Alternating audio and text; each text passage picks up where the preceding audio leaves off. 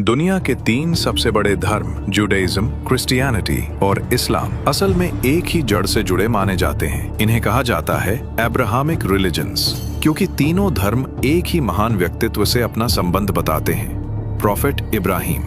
लेकिन यहाँ सबसे दिलचस्प सवाल ये है, अगर तीनों की शुरुआत एक ही व्यक्ति से हुई तो फिर ये तीन अलग अलग धर्म कैसे बन गए? कहानी शुरू होती है इब्राहिम के परिवार से। धार्मिक परंपराओं के अनुसार उनके दो बेटे थे, प्रॉफेट इशाक और प्रॉफेट इस्माइल।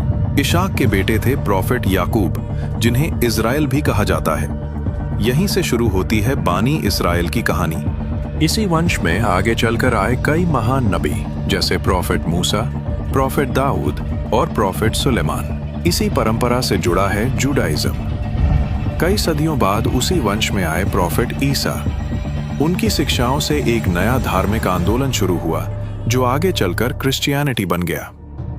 दूसरी ओर इब्राहिम के दूसरे बेटे प्रॉफेट इस्माइल की वंश से अरबों की परंपरा आगे बढ़ी और कई सदियों बाद इसी वंश में आए प्रॉफेट मुहम्मद। उनके साथ आया इस्लाम का संदेश। लेकिन एक बात तीनों धर्मों में समान है, तीनों एक ईश्वर में विश्वास रखते हैं और प्रॉफेट इब्राहिम को एक महान ईश्वर भक्त मानते हैं। फर्क सिर्फ इतना है कि समय के साथ अलग अलग समुदायों ने अलग धार्मिक परंपराएं और मान्यताएं विकसित कर ली। इसीलिए जुडाइज्म, क्रिश्चियनिटी और इस्लाम एक ही जड़ से जुड़े होने के बावजूद आज तीन अलग अलग धर्म हैं। लेकिन सवाल आज भी वही है, क्या इन तीनों धर्मों की साझी जड़ दुनिया को एक दूसरे को बेहतर समझने में मदद कर सकती है? आप क्या सोचते हैं? अपनी राय कमेंट में जरूर बताइए।